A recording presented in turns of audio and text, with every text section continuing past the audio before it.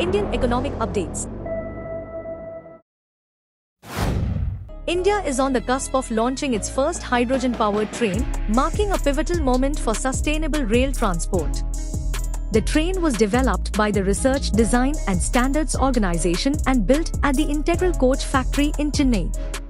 It boasts a powerful 1,200 horsepower engine, making it the most powerful hydrogen-powered train globally, and features 8 or more coaches designed to carry roughly 2,600 passengers. It will run on the Jind-Sonipat route in Haryana, covering two round trips totaling around 356 kilometers. The service is expected to hit speeds up to 110 kilometers per hour, making it ideal for efficient short-distance travel. This initiative is part of the Hydrogen for Heritage project, which envisions deploying 35 such hydrogen trains on heritage and hilly routes. Each train is estimated at 80 crore rupees, with additional infrastructure costs estimated at 70 crore rupees per route. Safety has been a critical focus. The train uses specially designed high-pressure hydrogen storage tanks, leak detection, flame and temperature sensors, ventilation systems, and underwent computational fluid dynamics testing. German safety auditor TÜV SÜD has been engaged to ensure rigorous safety compliance. Fueling infrastructure is being set up at Jind, with a 3,000 kilograms hydrogen storage facility operating under Petroleum Explosives Safety Organization norms. India thereby joins a small group of pioneering nations such as Germany, France, Sweden, and China in experimenting with hydrogen-powered rail systems. This hydrogen train represents India's leap into zero-emission transportation, reinforcing the country's ambition to modernize rail networks sustainably and align with its net zero carbon by 2030 goals. In a major boost to India's military modernization and indigenization push, the Defence Acquisition Council, chaired by Defence Minister Rajnath Singh, has cleared capital procurement proposals worth 67,000 crore rupees. The comprehensive package includes indigenous medium-altitude long-endurance drones, advanced mountain radars, autonomous surface vessels, and critical upgrades to air defense and infantry systems. The approvals, granted under the by Indian indigenously designed, developed and manufactured category, are aimed at enhancing operational readiness while aligning with the government's Atmanirbhar Bharat initiative in the defense sector. A key highlight of the package is the acquisition of state-of-the-art medium-altitude long-endurance drones designed for surveillance, reconnaissance, and strike missions. These UAVs, capable of carrying multiple payloads and weapon systems, will be deployed across all three services: Army, Navy, and Air Force. They are expected to significantly bolster India's long-range intelligence, surveillance, and reconnaissance capabilities, offering 24/7 situational awareness and extended mission endurance in varied terrains. The competition for these indigenous drones is expected to be intense, with several Indian firms, including Adani Defence, Hindustan Aeronautics Limited, and Solar Industries Defence subsidiary, vying for the multi-thousand crore contracts. These companies have invested heavily in unmanned aerial technology and are positioned to meet the high demand for such systems domestically and globally. The Defence Acquisition Council has also cleared the procurement of specialized radars optimized for high-altitude and mountainous regions. These systems will provide enhanced surveillance and early warning capabilities along India's northern borders, particularly in areas prone to inclement weather and complex terrain. The Navy is set to benefit from the acquisition of autonomous surface vessels designed for a variety of missions such as mine countermeasures, patrolling, and reconnaissance. These smart, unmanned platforms are expected to strengthen maritime domain awareness and support India's expanding naval footprint in the Indo-Pacific region. Further, the Council has approved upgrades to existing air defense systems, including enhancements to the surface-to-air Python and Darby Spider missile platforms and the integration of new-generation sensors and command systems.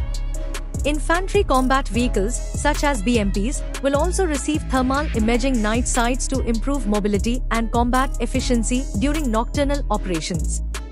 In addition to new systems, the Defence Acquisition Council sanctioned long-term sustenance contracts for critical platforms such as the C-17 and C-130J transport aircraft, along with maintenance support for the S-400 air defense system, ensuring operational continuity of high-value assets.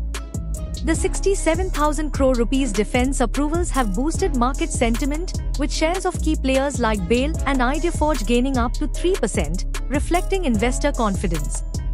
Defense firms such as Larsen & Toubro, Bharat Dynamics, and Astra Microwave are also expected to benefit significantly, signaling robust prospects for the domestic defense industry. The approvals mark a holistic modernization of India's defense forces across land, air, and sea, ranging from drones and autonomous vessels to infantry enhancements and legacy platform upgrades, bolstering tactical readiness, strategic deterrence, and the nation's pursuit of a self-reliant, technology-driven military. India and the Philippines have officially elevated their bilateral ties to a strategic partnership, marking a significant shift toward closer cooperation in defense, maritime security, trade, and technology. This move comes in response to growing regional security concerns, particularly China's increasing assertiveness in the South China Sea. A major aspect of the partnership is the defense cooperation, exemplified by the Philippines' acquisition of India's advanced BrahMos supersonic cruise missile system. With plans for a second batch of missiles, this collaboration enhances the Philippines' coastal defense and strengthens regional security. The two countries have also formalized joint naval exercises in the South China Sea, reflecting their shared commitment to freedom of navigation and maritime security in contested waters. To further bolster their defense collaboration, both nations have outlined a comprehensive plan of action for the years 2025 to 2029, focusing on enhanced military interoperability, joint exercises, and coordinated naval and coast guard operations. Additionally, the two countries are expanding their legal cooperation, with agreements on mutual legal assistance and prisoner transfer treaties, which aim to improve security coordination and reduce barriers for cross-border operations. On the economic front, trade between India and the Philippines reached $3.5 billion in 2023, driven by Indian exports in pharmaceuticals, engineering goods, and automotive components. Both nations are now negotiating a preferential trade agreement (PTA) to streamline trade and foster deeper economic integration. India has also pledged support to the Philippines in developing digital infrastructure, particularly through a sovereign data cloud initiative, which aims to strengthen cybersecurity and enhance digital resilience. The upgraded strategic partnership positions both countries as central players in shaping the future of the Indo-Pacific, reinforcing their shared commitment to regional security, economic growth, and a rules-based international order. In a groundbreaking initiative poised to transform regional connectivity, India and the United Arab Emirates are exploring plans for an underwater bullet train linking Mumbai and Dubai. Spearheaded by UAE's National Advisor Bureau Limited, the proposed 2,000-kilometer project could redefine the future of travel and trade between the two nations.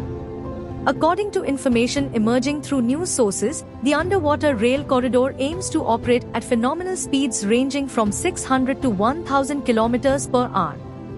This could reduce travel time between Mumbai and Dubai to just 2 hours, offering a revolutionary alternative to conventional air travel. More than just a passenger marvel, the train is envisioned as a strategic high-speed freight corridor. It would facilitate the rapid transportation of crude oil and essential goods from Dubai to India, enhancing economic ties and streamlining supply chains. Experts suggest the project could significantly reshape the logistics landscape, reducing reliance on slower and costlier air and sea freight. Passengers can expect a unique, immersive experience traveling beneath the Arabian Sea. However, authorities are mindful that the journey could be daunting for individuals with claustrophobia, and plans are underway to incorporate design features that prioritize comfort and psychological ease. Estimated to cost billions of dollars, the underwater bullet train is still in its conceptual and feasibility study stages. Nevertheless, both Indian and UAE officials are reportedly optimistic, aiming for project completion by 2030. If realized, the Mumbai-Dubai underwater link would not only mark a historic engineering milestone but also symbolize a new era of India and the United Arab Emirates cooperation, innovation, and shared progress. As discussions progress, the world watches closely, a testament to humanity's enduring quest to overcome natural barriers through technology and ambition.